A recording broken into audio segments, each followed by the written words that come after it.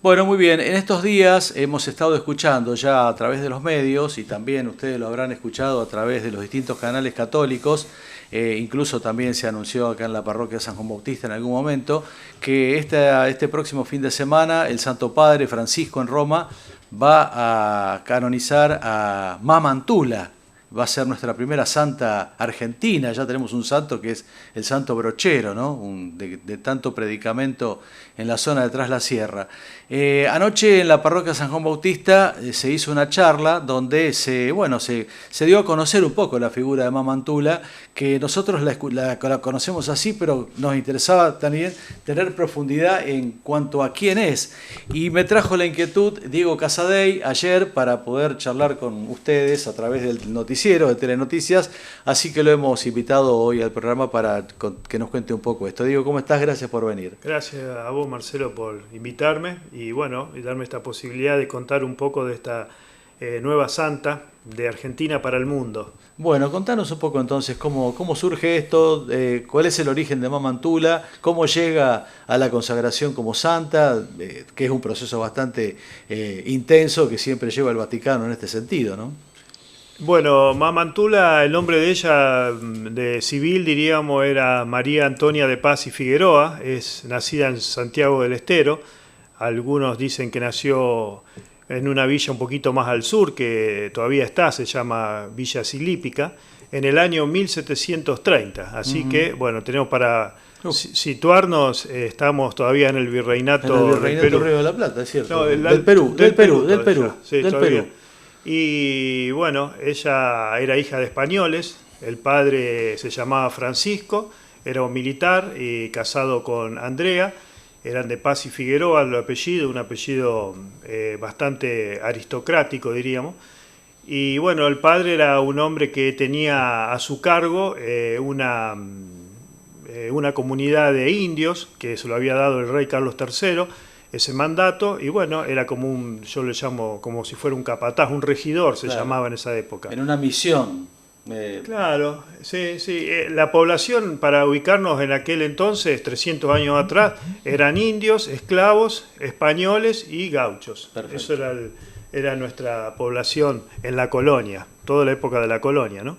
Y bueno, la mamá española, el padre decía que se lo veía venir y metía respeto, la presencia.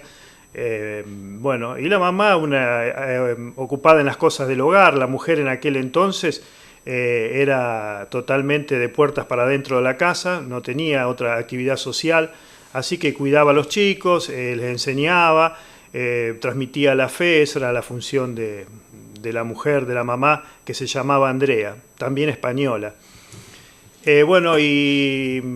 Mamá, la que después iba a ser Mamantula, eran 4 hermanas, ella era la más grande de las 4, y ya desde chica cuentan los relatos que las hermanas le gustaba jugar, las tareas del hogar junto con su madre, y ella también hacía esto, pero sin embargo siempre también la encontraban rezando, la encontraban sola rezando, le gustaba leer. Y también tenía otra particularidad, que se escapaba siempre de la casa y se iba a compartir con los indios, con los gauchos, con los esclavos, y siempre descalza. Cuenta que, como los chicos, ¿no? Y los padres la retaban, le decían que eso no eran cosas de hacer de una señorita.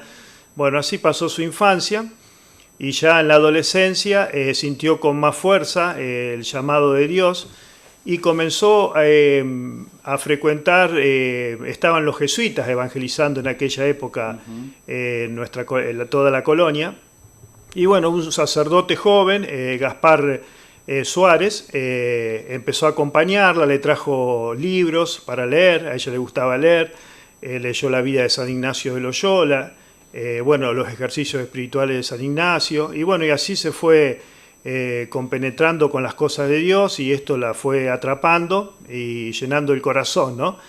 Hasta que le planteó a los 15 años, tanto al sacerdote como a los padres, que quería entrar con los jesuitas se llamaba beaterio, que eran mujeres que se iban a vivir juntas y colaboraban con la obra evangelizadora de los jesuitas, se le llamaba beata. Tenía 15 años ella, los padres en principio no les gustó mucho la idea. Sin embargo, después de oración y bueno, de hablar con el sacerdote, se dieron cuenta que era un llamado de Dios, ¿no? Y la dejaron ir, y ella a los 15 años entró con estas mujeres al beaterio. Dicen que era una Mamantula, era una mujer muy bella, era alta, pelo oscuro, negro, ojos celestes, tez blanca, hija de españoles, ¿no? Y bueno, una mujer también que al pertenecer a una familia, diríamos, de la aristocracia de aquel momento, le había dado la posibilidad de estudiar, sabía leer, escribir, cosa que no tenían acceso el común de la gente. Ella conocía el español, conocía el francés, sabía escribir en latín.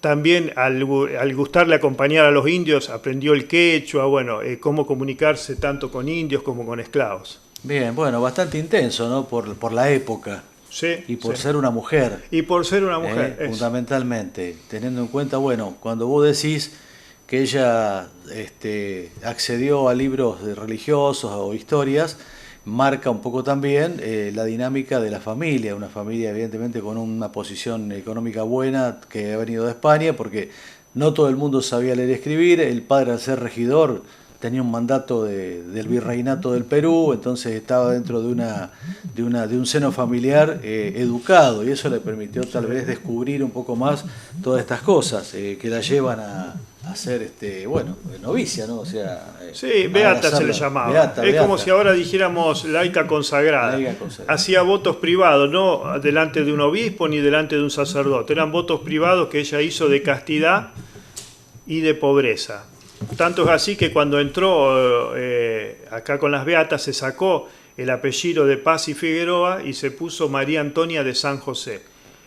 Quiso un poco prescindir también del apellido y encargar de poner su vida en manos de este santo, San José. Diego, ¿cuáles son los signos que marcan su presencia santificadora de Mamantula?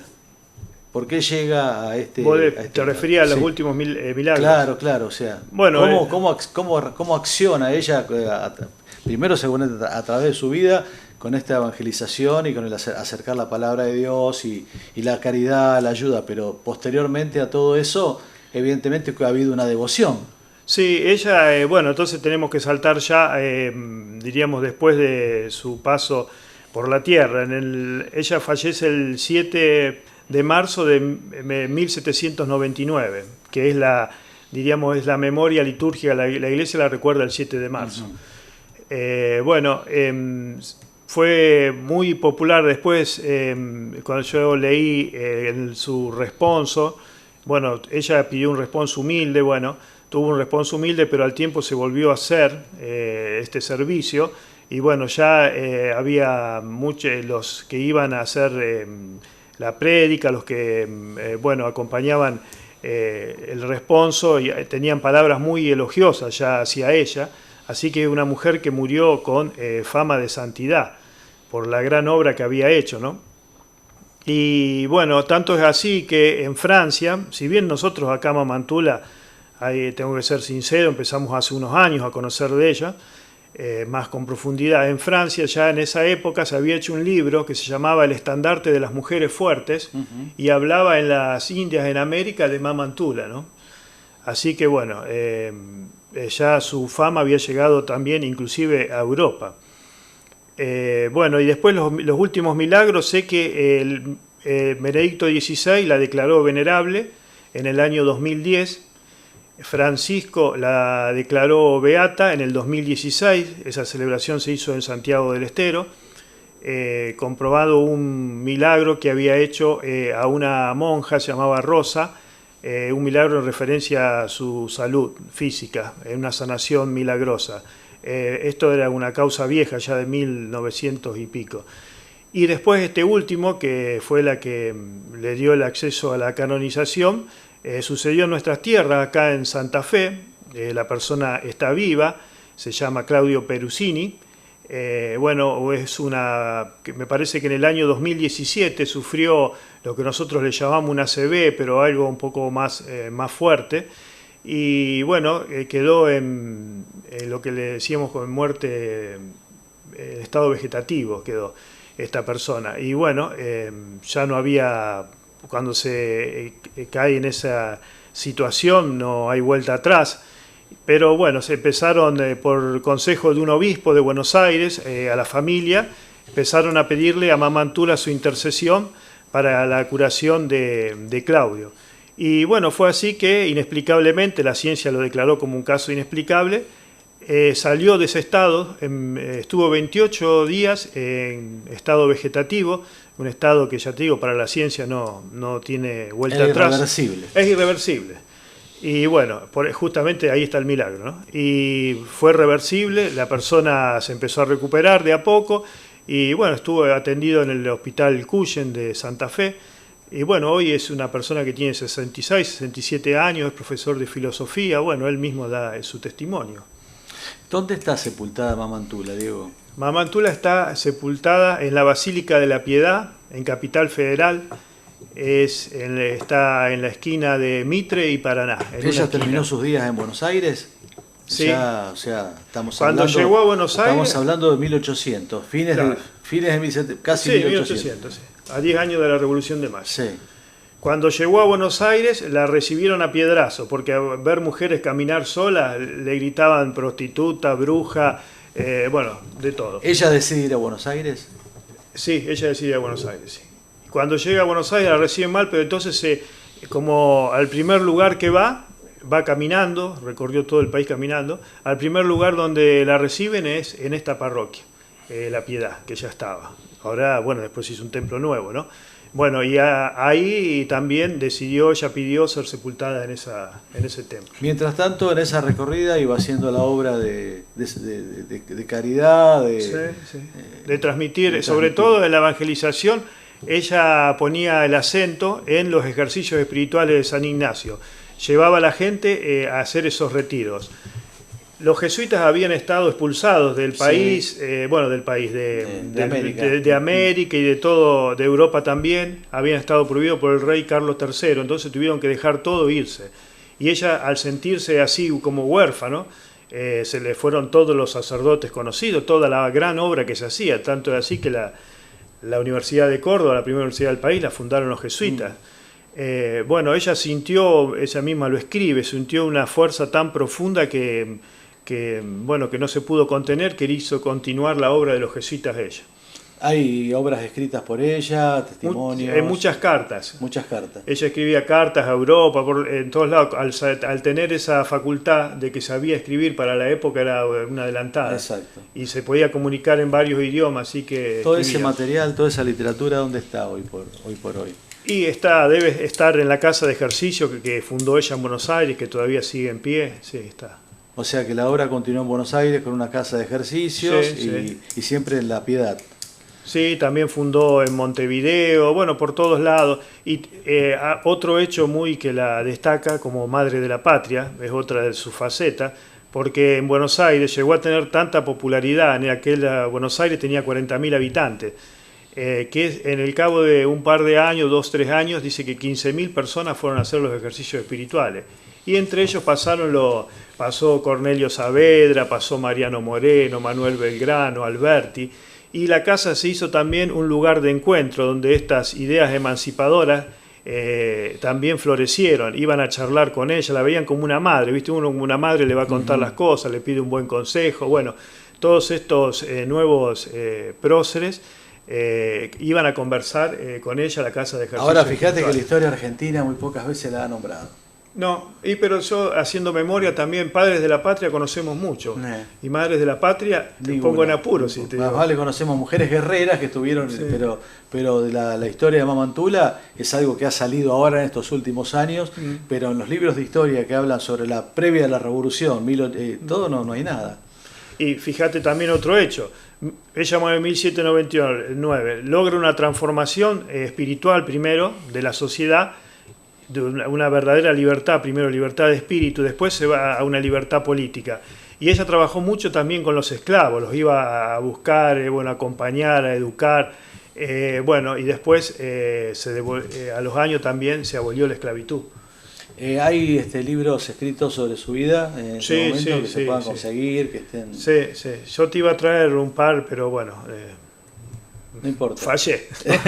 No soy Bueno, Mamantula. pero quiero decirte que se ha profundizado el conocimiento sobre ella y se ha empezado a escribir una biografía con contenido, ¿no? Bueno, ya que el Santo Padre la canonice este fin de semana, marca un poco también la trascendencia de esta mujer, que ahora no solamente va a estar en los altares, sino que va a tener que ser incluida en una revisión histórica sobre, precisamente lo estás contando vos, ¿no? De haber sido también un poco epicentro de todo lo que fue la idea revolucionaria previo a 1810. La caída de Napoleón, la caída de Fernando VII, la vuelta otra vez de Fernando VII al poder, y todo lo que era retomar las luchas acá para recuperar el virreinato en ese ya del Río de la Plata, de parte de España. Y con Mamantula prácticamente trabajando fuertemente en Buenos Aires con este tema, ¿no? Y también otro tema, justo hoy, es decir, mañana es 8, bueno, el día de reflexión sobre el tema de la trata. Ella en esa fue de avanzada también, porque iba a rescatar tanto a los que vivían en esclavitud, como inclusive a los que, cuenta una de las historias, que habían traído de Europa un barco con prostitutas bueno, ella fue al barco a buscar a estas mujeres, las concientizaba de su dignidad de mujer, bueno, las llevaba a la casa de ejercicio y bueno, y lograba también una transformación de la vida de estas mujeres. Así que, bueno, en eso también fue pionera, en el tema de la trata. Anoche hablaste sobre esto en la parroquia. Sí, hiciste una conferencia, bueno. Sí, una charla de parroquianos. Bueno, está bien, pero, o sea, como para ya la gente vaya sabiendo que a partir de ahora va a estar esta mujer canonizada y va a ser parte de lo que es el altar de los santos de la Iglesia Católica. Y nuestra, ¿no? Tenemos a nuestro santo brochero. Y tenemos a la Santa Mamantula, y hay varios beatos también que están por ahí listos para que en algún momento alguno de los santos padres lo... Bueno, y ahora que nombrás a Brochero, ella también, los mismos brocherianos lo reconocen, ella es madre espiritual también de la obra de Brochero. Si bien Brochero fue unos años después que ella, también Brochero se dedicó con su impronta a llevar a los gauchos, bueno, a los ejercicios espirituales. Él los llevaba a través de las sierras hacia la ciudad de Córdoba. Bueno, también era una obra... Hizo la misma obra en soledad. Sí. Lo único, la diferencia, por ejemplo, Brochero era sacerdote, Mamantula era una bautizada laica consagrada. Perfecto. Era laica. Diego, te agradezco que hayas venido. La verdad que nos ilustraste bastante, creo que hemos ilustrado a toda la comunidad, a la región, y por lo menos vamos a estar ya sabiendo qué va a pasar en Vaticano el fin de semana cuando sea consagrada Santa Mamantula, nuestra santa santiagueña. Santiagueña, sí. Gracias por venir. Gracias, Marcelo. Un gusto. Nosotros ya volvemos.